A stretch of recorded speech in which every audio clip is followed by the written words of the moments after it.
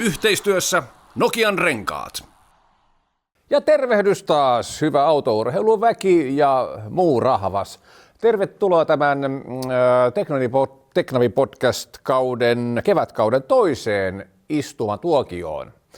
Oikein mukava, että olette jälleen paikalla. Tämän suuren suosion jälkeen olimme päättäneet Markku Alenin kanssa jatkaa tätä hyvin rauhallista kulkuamme. Muistelemme menneitä ja käymme myös läpi hyvinkin ajankohtaisia asioita. Emmekö ole siis oikealla tiellä? Täysin. Kyllä, joo. On mukava, Markku, nähdä sinua jälleen. Kiitos samoin. Ihanaa. Tämä on niin mukavaa. Päivän teemaa vietin hyvinkin pitkään. Olemme kyllä erilaisia klassikkoautoja kyllä testanneet, muun muassa sinun vanhoja rallipelejäsi, mutta olemme testattu ja käyty museossa katsomassa vielä vanhempaa kalustoa. No näin se kai on, kyllä. On monenlaista, meitä paljon vanhempaa kalustoa. Voiko olla vielä vanhempaa? No voi hyvänen aika, kyllä Selvä. Sitä riittää. No niin. Suomen maa täynnä ja tuolla pitkin Hyvä. Eurooppaa. Niin ajattelin, että otetaan pieni katsaus vielä tämmöiseen pikkusen vanhempaan kalustoon. Teeman nimi olkoon klassikkoautoja katsastamassa. Selvä. Ja tässä ensimmäinen, minä tykkään varsinkin tästä ensimmäisestä. Kontio, Sisu. Just, missä sä sen tiesit? Näytäs, joo, kyllä.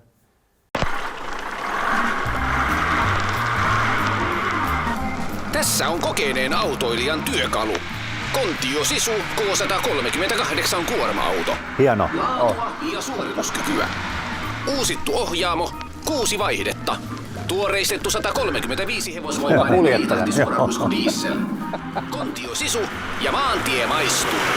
Kyllä on nostalginen olo. Eiks ole? Isänmaallinen suorastaan. Kontio Sisu. Tää on niinku, ainakin mulle, niin nää on niinku aina kun mä näen näitä vehkeitä, niin kyllä on hyvä fiilis. Aivan mieletön laite. Kukapa olisi uskonut aikana, että tämmöisestä työautosta voi tulla vielä klassikko joskus. Tää on retro, tää on sitä mitä porukka ja mitä nää on vielä 10 vuosien kuluttua, kun nää on nyt jo. Sitten lippaa vedät, kun äijä tulee vastaan kuorma-autolla. Morjesta. Näit sä nyt? Heti morjesta. Niin. Arvostus nousi. Kyllä. Sisumalli oli aikansa todellinen työkalu. Leylandin moottorilla varustettu sora-auto, joka oli tuttu näky maanteillä 60-70-luvulla. Mä annoin nyt tän aamun sulle, että sä saat nauti, kun sä aina valitat, että sä saat tehdä mitään. Nyt mä oon sun vieraana tässä. Ja sit mikä Tää oli nyt onks sulla? Mutta kytkin kerran, just nyt se, ei kun tänne päin nyt, sieltä sä löydät sen. Ja sit jarruu vaan ja reilusti. Oho. Tässä vähän pelottaa kyllä. Älä hätäile, kato. Mulla sentään kuorma-autokortti eräillä ei kuulemma ole. Mutta mietipä hei, näihin 63 vuoden Suomen lippukin Salossa samaan aikaan. Kyllä on hieno entisöity, todella hienoksi. No niin, nyt täydellinen vaihto. Se oli siinä.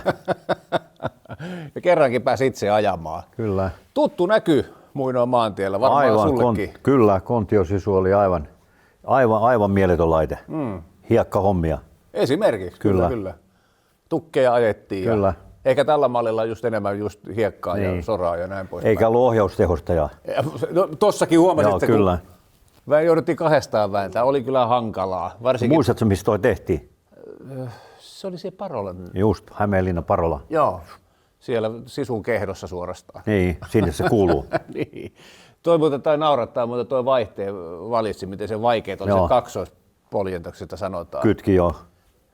Ensin vapaalle. Pieni tauko ja sitten... Niin, vähän kierrosta ja sitten nopea kytki ja sitten nopea vaihto. Sä oot niin nopea vaihtamaan. Vaikea. Pitäisi uudelleen meidän päästä tuonne Kontio Sisuksiin. Kyllä. Joo, oli vaikea. Mutta siis Kontio Sisu, lyhennetty Kontio, Oy Suomen Autotellus AB:n vuosina 55-75 tuotannossa ollut. Suomessa valmistettu keskiraskas kuorma-automallisto. Hieno laite.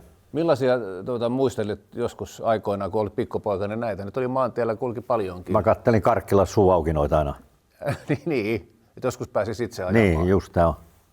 Tämä oli veteraanikuorma-autosaro ryn Hannu Sirolalta tämä. Hieno laite. Oitissa. Tämä on ollut paljon esillä näissä näyttelyissä. Joo. Hyvin peruskorjattu. On. Todella hieno. Kyllä. Millainen merkitys, Markku, niin kuin tämmöisessä suomalaisessa kuljetuspalveluhistoriassa on Kontio Sisulla? Erittäin. Sehän on, se on meidän niin kuin tärkeimpi. Siis Sisu-auto on vieläkin raju. Tai siis hieno brändinä ja ollut silloin Kontio tuli, niin sehän on todella hieno. Ja jatkaa vielä matkaa hienosti. Kyllä. Nämä on mun mielestä aina mukavia näissä meidän Teknabin historiapaloissa, että välillä käydään tuolla vähän ottamassa vähän muistikuvaa siitä, mitä tämä ennen oli ja mihin ollaan päädytty tänä päivänä. Mutta jotain tässäkin huomaa sen, että jotain puuttuu. Nämä oli semmoisia klassikoita, kun näitä nyt pikkupoikana näki, niin kuin sanoit, niin suu auki ihmeteltiin. Kyllä. Isot pojat Mut se oli siihen aikaan hienoa. Ja on se vieläkin todella, kun on hienosti tehty vanha Kontio-sisu tulee vastaan, niin kyllä se aina katsoo, että oho, siinä on jotain tyyliä. Se on vähän toinen juttu, että kun tulisi tämän päivän kuorma-auto, niin ei niitä jää pysähdy katsomaan. Nyt sitä kaikki on sama. Niin. Mutta hienoa, että siis tämmöinen perinne pysyy. Että tämä veteraanikuorma-auto Zero ry, niin kyllä se on hienoa. Tekee hienoa työtä. Joo, ja toivottavasti niin uusi sukupolvi jatkaa tätä. Toivomme sitä. Mutta sitten mennään seuraavaan palaan. Tässä on paljon vähän sinunkin historiaasi. Tämä on yksi semmoista makeimmista muistoista minulle ainakin, mitä ollaan tässä vuosien saatossa tehty. Tämä on Mersu. No niin, huomasin pakoputkesta heti. Kuuntele soundia. Hienoa. Mun elämäni ensimmäinen kerran, kun kilpa-autossa on automaattilaatikko. Joo. Ei ole ikinä ennen ollut että onhan tässä niinku... Tämä on hei todellinen aikamatka. 45 vuoden päähän. Tuolta vaan. Kuka olisi uskonut? Ihastelimme Waxenbergeria 3 vuotta sitten AMGn tehtaalla Saksassa. Nyt ajattelin sääli, etten päässyt koskaan maistelemaan. Nyt tästä haaveesta oli tullut totta. Allamme oli viimeinen jäljellä oleva alkuperäinen Waxenberger 69. Urpo osti tämän helmen 100 000 Suomen markalla heinäkuussa 1970. 45 vuotta vei, että mä pääsin tätä ajaa. Mitähän isä sanoisi nyt? Olisi ylpeä musta, mä uskon näin. Todella ylpeä. Mun on riitti kynnet tällä hetkellä tähän. Silloin 69, kun sanoit, että et aja sillä. Et jos... Se olisi ollut ojasta. Kun kisavietti oli laantunut, Urpo Lahtinen teetti tästä kilpuri Waxenbergeristä enemmän siviilikäyttöön sopivan katuversion. Ja lehtikeisarin tapaan autossa piti olla aikansa ylellisyyttä. Ja sitten meillä on tää Karpatsov. Soitetaan tässä. Nyt täytyy soittaa Putinille, hei. Toi yhdistyy suoraan Brezhneville. Ai tää on Brezhnev. Joo, ja Kekkosen kautta. Ei kun Rutschev. Nikita. Joo, näkemiin. Kiitoksia. Lepakkopuhelin kiittää. Joo. Ei, kyllä tää on hei aivan mieletön. Kylmät väreet. Siis mä niin kun, ei musta tullut ikinä mieleenkään, että mä pääsin ajaa tätä autoa. Kerrotaan, että Mersun tehdas oli tarjoutunut jopa ostamaan auton 80-luvulla. Myös eräs jenkkikeräjä oli tarjonnut autosta $1 miljoona. Urpo oli kuitenkin todennut, ettei ole pikkurahan tarpeessa. Paljonkohan tällä olisi tänä päivänä hintaa? En osaa sanoa yhtään, mutta kallis olisi hei. Joo, no tällähän voi olla just autokeräilijä 1 miljoona tai sitten Abu Dhabin sheikin 10 miljoonaa. Just näin. Kaikki siltä väliltä. Kyllä. Mut se, että kuin hienosti tää kulkee tää auto, niin kuin tällaistakin pompputietä tätä, niin tää menee kuin limo. Ai. Mieletön muisto. Joo. On hieno auto. Mercedes-Benz 300 SEL 6,3 Waxenberger. Kyllä. Ja Urpo Lahtisesta nyt tässä puhuttiin. Hänhän oli tämmöinen varsinainen liikemies ja lehtikustantaja. Ja sinä tunsit Urpon hyvin. Kyllä. Se oli mun isän hyviä ystäviä. Noniin. Taisi olla melkoinen persoona. Kyllä. Hieno mies. Minkälainen hän oli? Mitä sä muistat? Mähän olin nuori poika silloin, kun Urpo oli kun se ajoi mun isän kanssa yhdessä. Isä ajoi Minillä ja Urpo ajoi myös Miniä ja Mersua ja kaikki tällaisia radalla ja kaikki. Just niin. Hienot muistot. Kyllä. Ja Lehtimiehet kustannusyhtiö, Kyllä. Se oli se Urpon perustama. Sieltä tuli, mitäs julkaisuja, niitä oli Hymyä ja oli Tekniikan maailma, oli Vauhdimaailma, just näin. Sitten oli meille Suosikki. Suosikki oli ja meille tuttu Jallu-lehti. Jallu, se oli sulle suosikki. Joo, kyllä. Paljon oli lastenlehtiä. Hän oli kyllä melkoinen miljonääri, mutta todella kiinnostunut autoilusta. Ja tämä Waxenbergeri, tämähän on ollut kyllä mielenkiintoinen tapaus. Siis, vuonna 1969 siis Mersu esitteli tämmöisen luksusluokan automallin. Ja insinööri Erich Waxenberger päätti sitten rakentaa tästä kyseistä mallista niin kuin rata-auton. Kyllä. Mutta siinäkään ongelma oli se, että se oli niin pirun raskas. Iso. Ja iso, no, niin kyllä. renkaat kulu. Ja siihen piti saada kevennystä, painoa saatiin sitten jollakin tavalla sinne 2 tonniin. Joo. Ja saatiin kevennyttyä ja saatiin vähän moottorista V8 vähän reilu 320 hevosvoimaa. Ja mitä kaikkea tässä nyt olikaan, mutta näitä erikoisautoja, niin näitähän sitten ei kai enää ole olemassa. Mä luulen, että tämä mikä nyt on vielä Lahtiselle jäljellä, niin tämä on ainutlaatuinen. Niin, siis näitä ei ole niin pyörillä, että ne ajettaisiin. Niin, kun mä jostain taas luin nyt tiedon, nämä tiedot nyt voi vaihdella siis näköjään vuosikymmenestä toisen, että yksi olisi vielä Saksassakin olemassa, mutta en tiedä, mutta onhan tämä ainutlaatuinen siitä harvinaisuus, ehdottomasti. Niin, siitä huolimatta. On. Ja sitä, että tätä erikoismallia, niin tästäkin liikkuu monenlaisia huhuja, että niitä olisi vain 3 kappaletta rakennettu ja yksi niin kuin olisi todellakin tämä Urpon. Ja sitten mä muistan, tuossa jutussa meillä oli, että rakennettiin 4, josta 2 palo ja 1 ajettiin romuksi.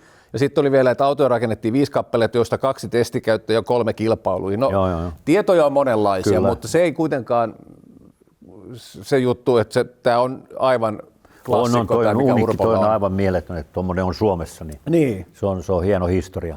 Mutta siis sulla olisi ollut aikoina mahdollisuus tuolla sitten ajaa. Keimulla 500. Niin. Mutta mä en muista, olisiko Rauno Aaltonen sitten ajanut sillä autolla. Joo, se testaskin nimittäin, oli kehitystyössä mukana. Mun isä kysyi, tai siis kun Urpo kysyi, että voisinko mä ajaa, niin mun isä oli sanonut vaan, että ei, liian nuori mies krattiin. Joo, toi jos vaatinut ehkä vähän vielä kokemusta. Todella, mutta ei mitään, nyt ollaan ajettu silläkin, niin kyllä. Muistot on hienot. Joo. Ja Vaksenperhän oli sitten, kun tehtiin rallitalli Mersulle, niin Eerikhän oli Mersun rallitallin päällikkö. Mä tutustuin häneen joskus silloin 78 vai koska se Mersu tuli. Just. Ja sitten mä ajoin yhden salaisen testin myös Mersulle Portugalissa. Mm-hmm. Tämmönen, mitä heillä oli siihen aikaan. Kun mä ajoin Mirafioriin, niin mulla oli koko ajan niin sellainen fiilis vähän, että pitäisikö mun lähteä pois. Ai jaha. Ja sitten en mä tiedä, miten mä sitten ajaudun sinne Mersulle. Se oli Ingvar Carlssonin auto, ruotsalainen rallikuski, joka ajoi Vaksenperin tiimissä. Sen auto ja sitten ajettiin yöllä testi, tuommoinen hiekkatiellä. Ja mä päätin, että mä jään Mirafiorille. Ehkä oli parempi niin. Ehkä näin. Ja kyllä se Mersu-ralli-historia jäi aika lyhyeksi. Ne jäi, mutta se olisi ollut hieno auto Afrikkaan. Joo, kestävyyskisojen varsin. Joo, se on näin. Mutta Erik oli erittäin special kaveri. Hyvin arvostettu tallipäällikkö Saksassa. Joo. Tai arvostettu herra koko Mersu-yhtymällä. Joo. Noin 320 hevosvoimaa. Auto kiihtyi 0-100 4,4 sekunnissa, huippunopeus 285. Joo, kyllä. Et noinkin raskas kalusto ja sitten kuitenkin aikamoiset niinku... Mersu-moottori aina on hieno. Se on totta. Mobiiliautomuseo Kangasalla, sieltä kyllä, se löytyy tällä päivänä. Hieno muisto. Erittäin hieno. Ja hieno, että noinkin ainutlaatuinen erikoinen. Ja me emme päästy ajaa sillä. Sanoppa se. Se oli se niin kuin pisteiin päälle. Juuri näin. Mutta mehän tietysti olemme käyneet myös erilaisissa museoissa ja tässä yksi hauska muisto museokäynnistä. Onko tästäkin jo 10 vuotta aikaa? Ai niin lähe. No mutta, nyt on yllätys paikallaan. Olen kuullut paljon huhuja tästä Klaas Palmerin yksityisestä autokokoelmasta, jossa on esillä Voikoski Oyn omistaja suvulle kuuluneita autoharvinaisuuksia. Markku ja Marko. Noniin. Hyvää iltaa. Mikä ilo. Mikä ilo, kiitoksia. Todella, mikä hauska yllätys. Ja... Kiitos. Museossa on nähtävillä päälle 50 menopeliä. Niin siistin näköisiä. On jäänyt kotimaamme museoihin ja yksityisiin kokoelmiin. Esimerkiksi tämä. Packard vuosimallia 1927. Suomen ensimmäinen vetyauto. Chrysler Imperial 1932. Tiettävästi näitä kilpa-autoja on säilynyt tämän lisäksi vain yksi. Ja katsokaapas tätä. Suomen ensimmäisen F1 maailmanmestarin Keke Rosbergin ensimmäinen formulaluokan kilpuri V-Max vuodelta 1970. Arvostuksemme nousi heti isännän silmissä, kun jo alkajaisiksi pysähdyimme Markun kanssa museon varsinaisen aarteen eteen. No, päivän teemakin edellyttää sitä. Mercedes-Benz. Kaiken kaikkiaan niin tämä on ehkä minun yksi mieluisimmista autoista. Niin, siis mä oon kuullut, että tällä on aika iso merkitys tällä Mercedes-Benzillä teidän niin kuin tuohon sukuhistoriaan. On. Tämä on minun isoisäni Bertel Palmbergin auto. Hän osti tämän uutena. Ja tämä edustaa saksalaista huipputeknologiaa 30-luvulta. Siinä on 6-sylinterinen Mikä kaunotar. 4 josta 4 menee päälle ilman kytkintä. Keskusvoitelu, ei tarvitse rasvata mitään nippoja. Äärimmäisen hyvät ajo-ominaisuudet. Joo. Sitä jopa ajettiin metsissä, koska tässä on korkea maavara ja se ei jäänyt sitten kiinni joka paikkaan. Suomessa ei oikein ollut autoja 50-luvulla. Ei. Näin. Ja suurella kunnioituksella muistelemme reilut vuosi sitten menehtynyttä Klaas Palmbergia, joka oli tässä oppaanamme äskeisellä videolla. Ja Klaas oli hieno mies. Hän oli ja todellinen hevosvoimien ystävä, oli ne sitten autoja, lentokoneita Juuri tai näin. hevosia. Tai hevosia, kyllä. Mutta hänen elämäntyönsä oli mittava ja hieno. Joo, ja tämä oli hieno esimerkki, siis aivan siis yksi hienoimpia ja ainutlaatuisimpia museoita, missä Jos on mahdollista käydä, niin kannattaa käydä Voikosken automuseossa. Mäntyharjun Nurmaan kylässä Kyllä. sijaitsee tämä Voikosken automuseo, jollaista varmaan nyt ei toistaa Suomessa. Että No ei mun mielestä ole, että kyllä mä pidän sitä ihan ykköspaikkaa. Suurin osahan näistä esillä olevista autoista on kuulunut aikoinaan Voikoski Oyn omistajasuvulle tai ne on sitten jollakin tavalla kytköksissä tehtaan tai omistajasuvu Palmbergin historiaa. Tietysti poikkeuksen tekee ne jotkut tämmöiset kilpa-autot, mitä siellä nyt oli näitä erikoisia, muun muassa tämä Keken. Formula Superpower. Niin, joo. Mutta itsekin radalla kilpailut Klaas Palmberg, niin Ajo aktiivista monta vuotta. Ajo, ja siellä oli muun muassa tossa, mutta ei ollut, oli se hänen ensimmäinen rata-autonsa, Niin. Lotus Super 7 Kyllä, vuonna 63. Mutta hän keräsi tämmöisiä kilpa-autoja ihan kiinnostuksessa vuoksi museoonsa. Ja mieletön laatu niissä autoissa. Tyyli oli. Joo. Erittäin hienoja. Sä et ole ikinä lähtenyt keräilemään. En ole keräillyt. Olisiko nyt koskaan mielessäkään? Ei ole käynyt. Ei. Niin kuin Kankkusella on ja Latvalalla ja Grönholmilla on. Ja Se kun olet helsinkiläinen, niin ei ole paikkaakaan. no se tietysti. Niin. Se täytyy ihan omat alueet olla ja kaikki, mutta muistot on hienot kaikista vanhoista vehkeistä. Niin. Ja toikin, niin täytyy aika hyvä verkosto olla, Totta että kai. sä niin kuin... Tai silloin kun sä oot aktiivinen, sun täytyy silloin se tehdä. Niin. Koska Sekin. kaikki tämmöinen, silloin on niin paljon helpompi saada niitä ja hyvällä hinnalla. Ja ehkä välillä ilmaiseksi. Niin, joo. Ja varmaan niitä kyselyitä tulee, kun halutaan luopua sitten jostain, Totta niin sitten kai, helppo totta jonkin kai. museoon, että Joo, ja asioista joo. kiinnostuneille, Kyllä, että haluaisitko ostaa tämmöisen hintaan, niin se verkosto täytyy olla kyllä aika hyvä. Ja Voikosken automuseo valittiin vuoden ajoneuvomuseoksi viime vuonna. Okei. Ja sillä myöskin kunnioitettiin Klaas Palmbergin upeaa perintöä ja hienoa, että tämä museo jatkaa toimintansa tänä Erittäin. päivänä. Kannattaa käydä. Kyllä. Siistiä, upeita autoja. Ja hevosia. Ja hevosia, niitä riittää. Hieno alue muutenkin. Oh. Ja pidetään pieni tauko tässä meidän muisteloissa. Niin. Kato, kun meillä Teknavis, meillä on pitkäaikainen yhteistyö tässä ollut Nokian renkaiden kanssa. Joo. Niin kuin tiedät, olemme käyneet vaikka ja missä. Ja viime viikolla me esiteltiin heidän uusi rengastuotteensa, uusi innovaationsa, mutta tänään me nostamme esille yhden heidän menestystuotteensa. Nimittäin ensimmäinen Hakkapeliitta brändin alla oleva talvirengas esiteltiin vuonna 1936. On aika. Siis 90 vuotta sitten. Eli legendaarinen Nokian renkaiden Hakkapeliitta, joka on muuten yhä pohjoismaisten talvirenkaiden suosituin brändi. Numero 1. Yhteistyössä Nokian renkaat. No niin, terve Teknavin katsojat, kuulijat. Terveisiä Ivalosta, Nokian renkaiden testikeskuksesta Whitehellistä. Täällä on testattu talvirenkaita 40 vuotta. Ja jos joku ei tiennyt, niin Nokian Hakkapeliitathan on ollut kuluttajille tarjolla jo 90 vuotta. Tarina on pitkä. Alussa kaikki oli pientä. Sitten vuosikymmenien myötä niin tämä pelikenttä on laajentunut valtavasti.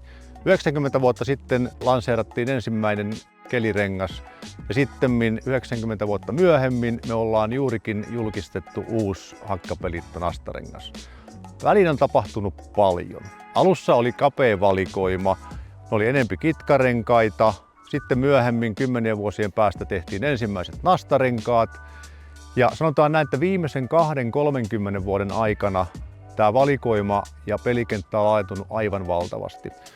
Meillä on tarjolla laaja valikoima niin nasta- ja kitkarenkaita ja entistä enempi me valmistetaan suuria kokoja eikä vähiten suuriin ja painaviin sähköautoihin. Mutta tarina ei ole lopussa. 90 vuotta on asioita duunailtu, kehitys jatkuu ja Nokian renkaat tulee olemaan seuraavat vuosikymmenetkin alan huipulla. Eikä vähiten tämän valtavan hienon testikeskuksen avulla. Yhteistyössä Nokian renkaat. Tällaisia muistoja Nokian renkaalta. No tässähän tämä onkin tämä ensimmäinen Tuon mä muistan ton posteri. hakkapelit. Joo, mitä siinä lukee? Lumisten teiden Mestari. voittaja. Niin lumisten, joo Teidän kyllä. voittaja. Tämä on tehnyt niin kuin oman osansa suomalaisessa Toi on historiaa. rengashistoriassa. Kyllä. Kyllä. Joo, rengas, tässä oikein lukee, rengas oli varustettu harvalla poikittaiskuviolla ja useilla tartuntasärmillä. Joten nyt moni uskaltautui tuohon aikaan sitten Kyllä. tien päälle ihan nekin autoilijat, jotka ovat vähän välttäneet sitä ajamista talvella. Mutta koko renkaan idea sen tietysti perustikin tuohon hyvään tartuntapintaan. Ja tuossa on muuten toinenkin, mikäs voittamaton hakkapelitta. Joo. Tiedätkö, mistä se hakkapelitta tulee Ei nimensä? mitään. Tampereelta.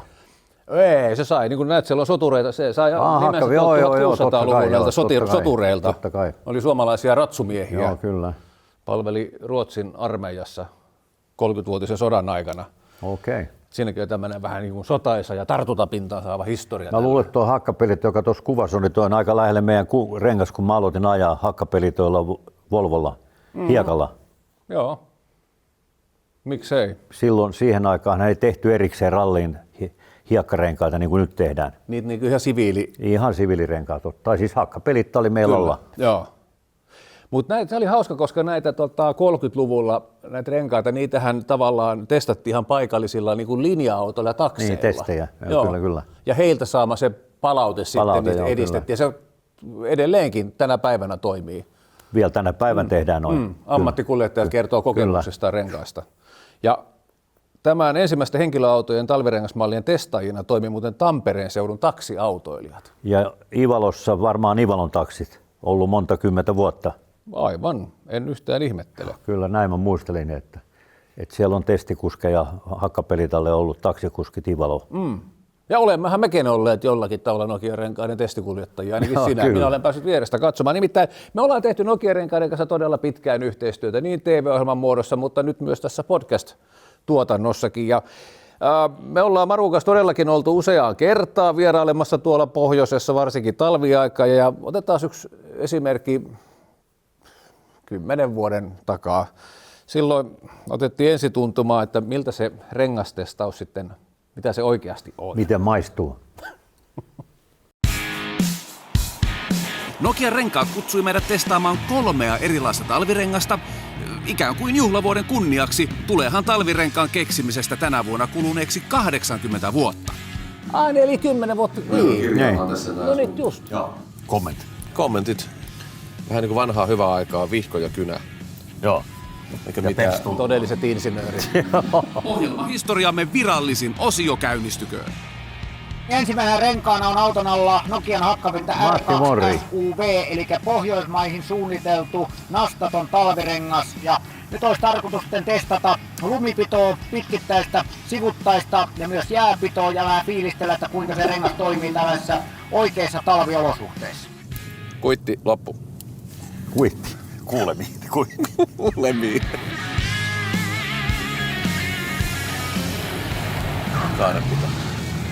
Erittäin hyvä. Hyvä luotto. Testialue tarjoaa yli 20 erilaista rataa. Käytössä on luonnonjäätä, mutta myös vaativia lumikäsittelyratoja sekä suoria. Yli 100 hoidettua ratakilometriä. Hieno. Paikaltaan lähti, kun se Tai sit oli kuljettaja niin hyvä. Hyvällä jalalla tänään. Joo, kyllä. Kitkarenkaan pito erityisesti lumisella alustalla on yhtä hyvä tai jopa parempi kuin nastarenkailla. Mutta taas, että täällähän on kitka parhaimmillaan, kun täällä ei ole jäätä. Että sitten kun sä joudut jossain kaupungissa, niin suojatiejuttuja, missä on jengi jarrutellut, niin sehän on niinku kitkan kanssa se pahin paikka, ne pitää ennakoida. Muutenhan kitka on hieno rengas. Kyllä. Jotta saamme rengastestistämme oikean kuvan, teemme jokaisen renkaan kohdalla perinteisen jääjarrutustestin. Ja perinteisesti. Perinteinen jo. Vauhtia jarrutuspaikkaan tulee noin 90 kilometriä tunnissa.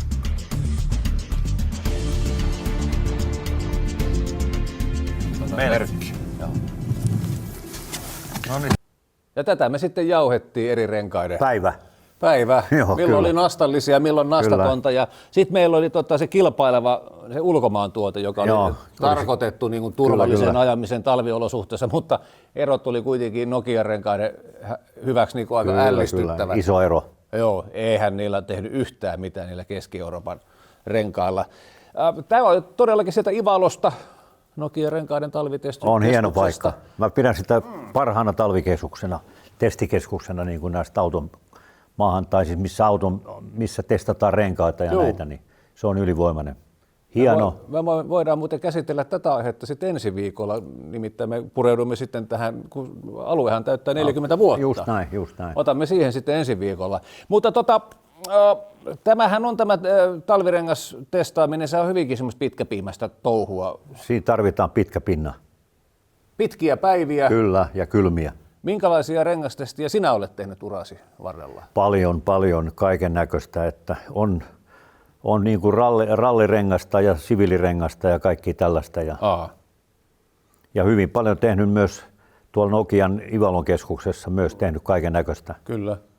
Oletko sitten ulkomailla kanssa ja samoja tämmöisiä? Livini on ollut semmoinen paikka, missä... Totta kai, siellähän sä oot. Kyllä. Mutta se on vähän kuin ihan auton testauskin, testikilometriä. No joo, mutta silloin kun ajetaan rengasta, niin kyllä me vaan silloin tehdään rengasta. Ettei silloin pitää olla auto siinä, kun aina samanlainen se auto joka kerta. Että sä et voi vaihtaa sitä autoa, koska silloin muuttuu olosuhde. Ja kaikki koko sen auton niin kuin fiilis siitä autosta, että aina sama auto, mutta eri rengas. Just näin. Siitä vaihdellaan päivän mittaan ja paljon. Tehoilla ja muulla mappingilla ei ole niinkään väliä. Joo, ei.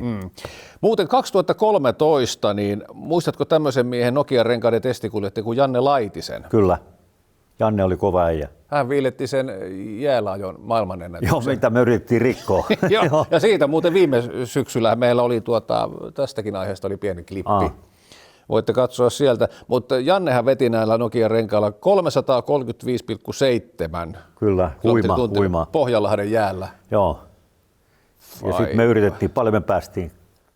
Oli sen päälle 300. Ei nyt hirveästi hävitty, mutta hävittiin kuitenkin. Ilman muuta, mutta loppu jääsuora kesken. No se oli totta joo. Se oli sekin. Joo, ja silloin oli alla Nokian Tyres Hakkapelitta 8 astarengas. Silloin kun ajettiin tätä Janne. high speedia. Mutta eikö olihan meilläkin? Olihan meillä sama rengas. Oli. Kyllä oli. Ihan sama. Tyres Hakkapelitta 8 astarengas. Joo.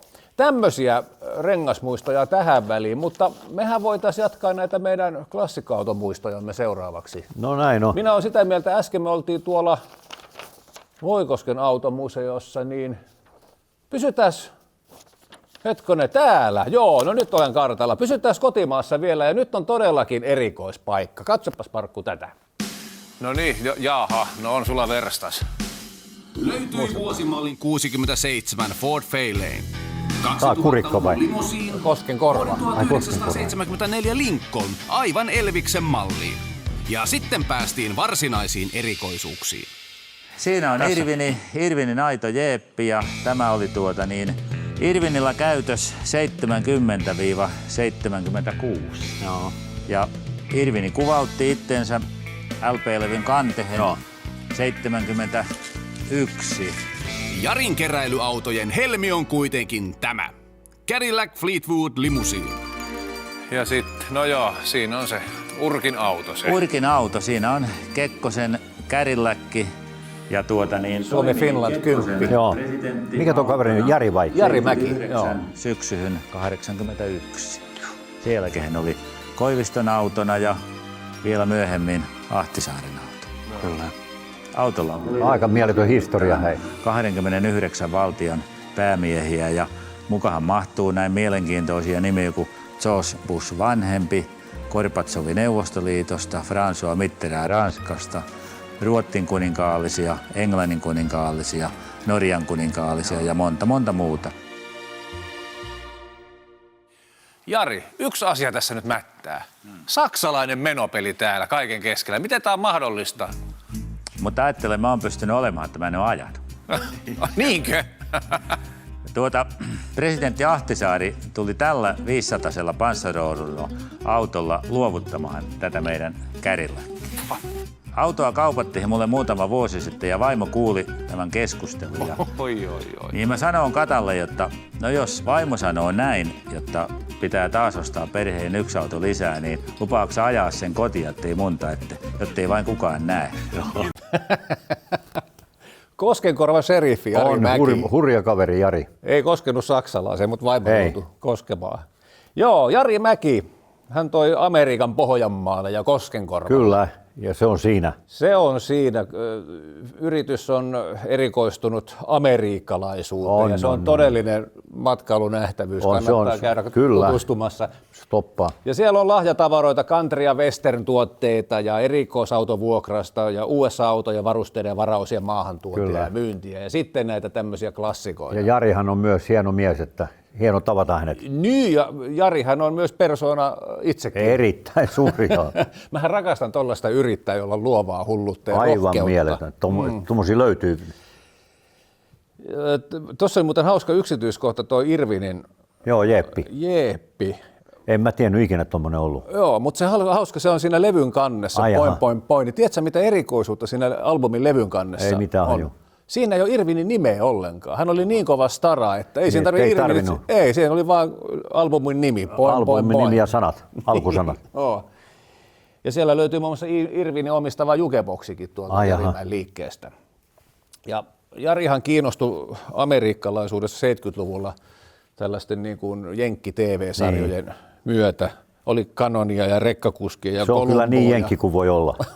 Siitä ei enempää voi jenkiksi tulla, mutta silti Suomi-poika. Joo, ja vahvasti, ja että siellä on, kuinka paljon hän on sitten Urho Kekkosen ystävä, niin kuin me kaikki. Niin. Minkälainen suhde sulla on Yhdysvaltoihin? Harley Davidson. Sekö se on se? Se on se. Et ole ajanut vähän aikaa? Pari kertaa viime kesä. Aika kävit kuitenkin? Juu. Kyllä kerran kesästä täytyy ajaa. Sen kun röhäsee käyntiin, niin... Joo, silloin äänet on hienot. Siinäkin. Kyllä. Mutta kun mä puhuin tästä, miten Jari kiinnostui amerikkalaisuudesta niin kuin TV-sarjojen kautta, niin sullakin on yksi tämmöinen TV-sarjakokemus. Muistatko? Jenkeissä. Ihmemies. Tämä MacGyveri. Joo, kyllä. Mikäs tarina tämä oli? Sekin joo, se on pitkä tarina, mutta Olympusralli. No niin. Se ajoi katolle. Tai se oli nolla-autona ja mä tulin numero 1. Eli tämä näyttelijä? Joo. Aha, joo. Niin sitten se oli riisunut yläpaidansa pois. Sillä oli T-paita ja se huikutti siellä, kun oli tie poikki. Mutta mä pääsin sieltä välistä menee sitten Se oli jäänyt, se harrasti rallia. Just, joo. Olympusrallit, joskus 87. Okei. Joo. Niin se oli just huipulla, kun ihmemies tuli Kyllä. Ja se oli taas sen päälle suurin piirtein. No sanotaan, että se tuli niin silmille. Niin. Ei sillä ollut mitään tajua, kun se oli se paita päällä. Vispas mennä kuin helikopteri. Richard Dean Anderson oli miehen nimi. Okei. Vieläkin kaveri, kuulemma vähän pulskas kunnossa, että ei niin ihmemies kuin... Sitä sattuu. Hauska muisto tuokin. Joo. Mitäs sitten? No sitten käydään vielä yhdellä tehtaalla, mutta tämä on sitten, nyt mä sanon, että nyt ollaan semmoisessa ytimessä, että yksi elämäni hienoimmista käynneistä, ja katos, nyt ollaan klassikkojen äärellä. Tämä on Ferrarin niin sanottu klassikkojen työpajaosasto. This is the paradise of the old car. Yeah, you know? exactly. We are able now, and from 10 years ago, to refurbish, to recreate, to give a new life to the old car. Yeah, exactly. We only try to set up again those old cars that are the soul of Ferrari. And everything like in original. Absolutely, absolutely. Ensimmäisenä mieleen juolahtaa kysymys, mistä nämä autot tulevat tänne.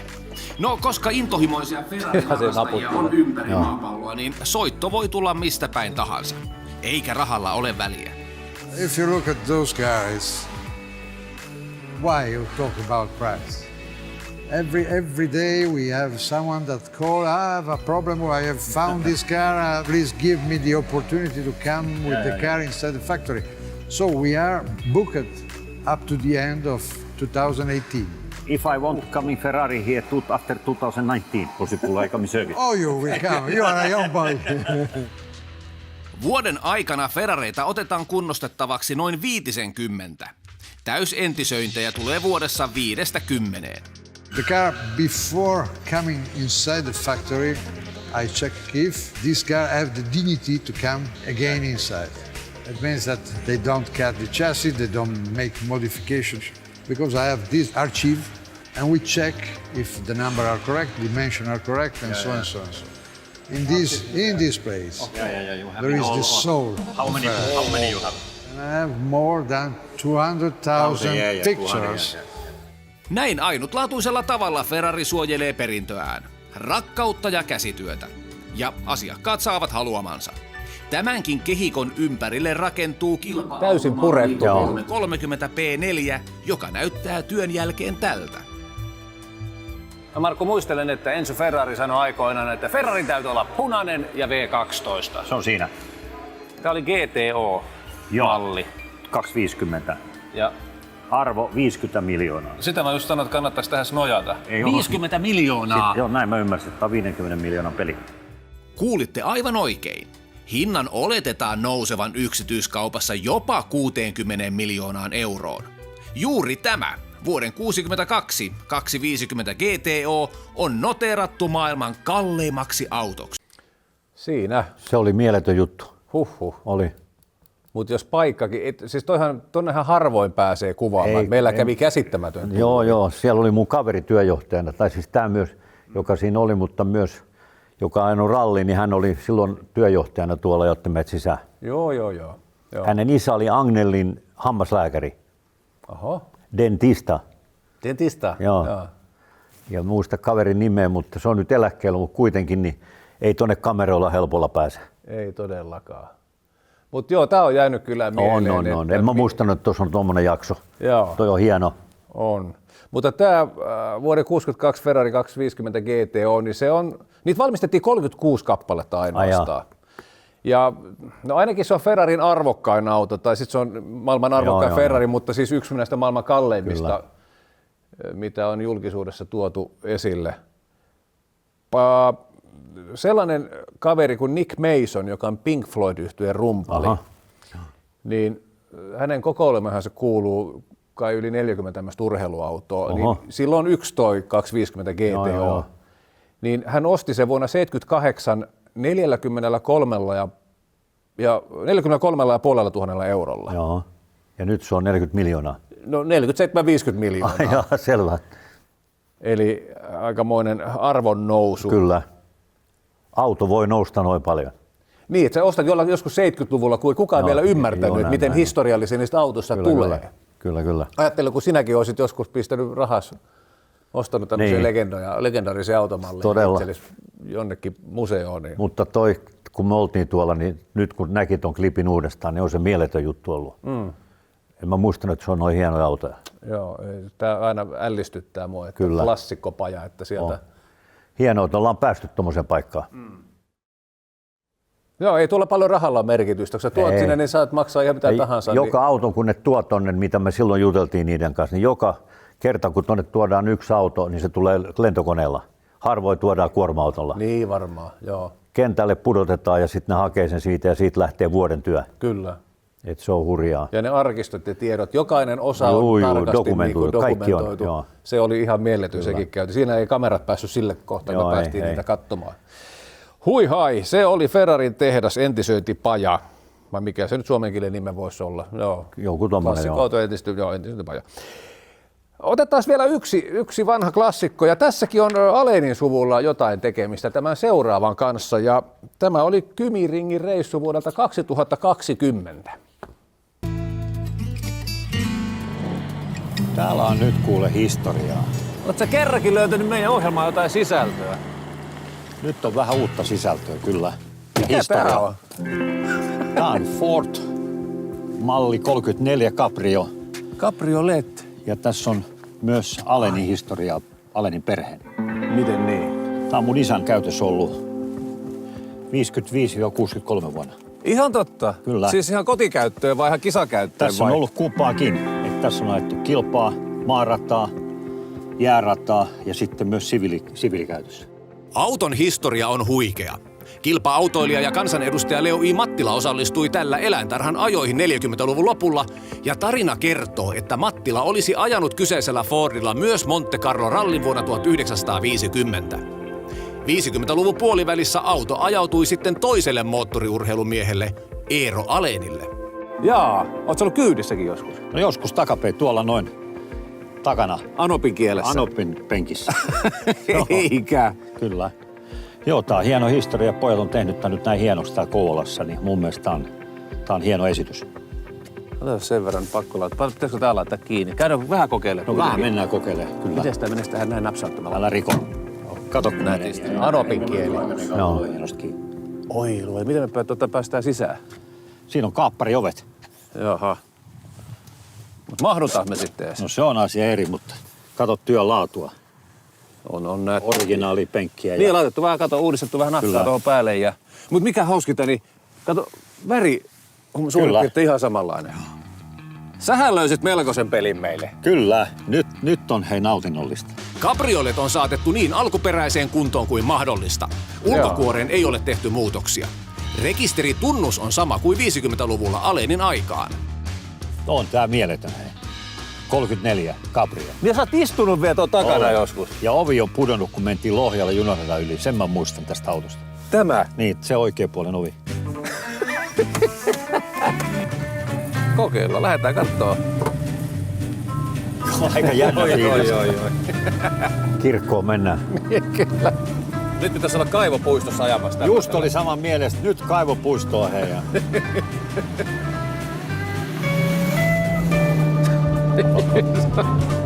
Automaatti Cabriolet tuli Suomeen heti valmistusvuonnaan 1934. Autoa liikutti 85 hevosvoimainen sivuventtiilimoottori V8 lempinimeltään Lättäpää. Mieletön laite. No mutta kun täällä on hyvä kilpailutausta, aika perinteinen historiallinen kisatausta, niin kyllä tää täytyy Kymiringillekin tuoda kun Totta kai. näytille. Mutta tää auto kyllä meidän, kun tää oli meillä, niin tää oli kyllä paremminkin vaan Karkkila Lohja-akselilla pyörittiin ja missä käytiin kilpailuissa. Niin. Ajattelin, kun perhe Ale lähtenyt aikoinaan Karkkilasta Helsinkiin päin ajelemaan. Kyllä. Helsinki oli meillä liian iso kaupunki. Ai se oli silloin vielä? Oli. Karkkila oli aina oikein. Ja Markkupojalla tuossa sormi syvällä nenässä tuolla. Kyllä.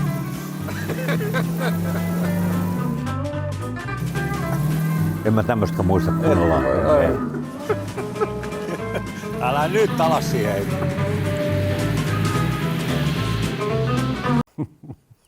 Mieletön klippi. En mä muistanut tämmöistä. Tähän näyttää jopa hyvältä. Niin kuin se yritetty tosissaan tehdä TV-ohjelmaa. Kyllä, joo, todella. Eli tää on ollut teillä sitten tuo samainen auto. Esa Reiman on tää kaverikilla tää omistaa niin mä ymmärsin, joo. Kouvola. Joo, hän oli ostanut joskus vuosikymmeniä sitten jostain kymenlaaksolaistallista tämän, tai siellä seisoneen auton ja kuulemma aika useassa osassa pahvilaatikossa. Niin varmasti. Ja laittanut kasaan se sitten joskus 30 vuotta Kyllä. sitten. Ja nythän tämä on voittanut paljon erilaisia palkintoja erilaisissa autonäyttelyissä. Sehän on tehty erittäin hienoksi. Se on todella komea näköinen. Siinä on niin kuin sanotaan, että ei ole niin kuin harrastettu, vaan on ollut ammattilaisia. Mutta muistot on sitten hienot tästä. Erittäin mieletön. Nyt kun mä näin ton. Niin. Aivan käsittämätön. Millaisia kulkupelejä teillä oli silloin, kun sä olit lapsi? Mitä sä muistat? Meillä oli vaikka mitä autoja kaiken näköistä. Oli IFA ja oli Valianttia ja oli Ennesu, tämmöistä vankkelimoottorilla olevaa Ennesuuta ja Minejä ja tavaraa oli. Äiti oli varmaan tyytyväinen. Äiti katteli suu auki. Olisi voinut siivota pihamaata vähän autoa. Kyllä. Isä oli kova automies. Niin varmaan. Oli. Se oli niin kuin munkin hommassa, niin se oli 110 mukana. Ei sitä muuten kehitykään. No ei todellakaan. Ilman sen tukea, niin mitä tässä tehtäisiin muutakaan? Olisiko jäänyt hommat tekemäti? No sanoppa se. Mutta tämä on mun mielestä kiva, että me tämmöisiä historiapaloja ollaan hieno saatu tarina. niin kuin näyttää, ja tämä Hieno on sitten tarina. sinun historiaasi paljonkin. Eiköhän tässä nyt ollut tällä kohtaa Mä tämän uskon, että päivän. tämä riittää. Kiitos. Hikihän tässä tulee jo vanhoja muistellessa. Kiitoksia. Tässä oli tämän päivän podcast. Ensi viikolla taas lisää. Ja tänään alkaa myös Teknavin TV-kausi. Kannattaapa katsella MTV3-kanava kello 22.35. Siellä taas kerran uutta ja mielenkiintoista ja ajankohtaista. Siellä tärähtää. No siellä varmasti tärähtää. Kiitoksia kaikesta vastustelusta huolimatta. Olemme päättäneet jatkaa hyvää linjaamme. Ja Matka jatkuu. Matka jatkuu. Kiitoksia. Palaamme ensi viikolla asiaan. Moi. Meillä ei ole mitään syömistä täällä. Ei vähän mennyt nihkeestä touhu. Tuotantobudjetti on laskenut On, toiseen jaksoon. low.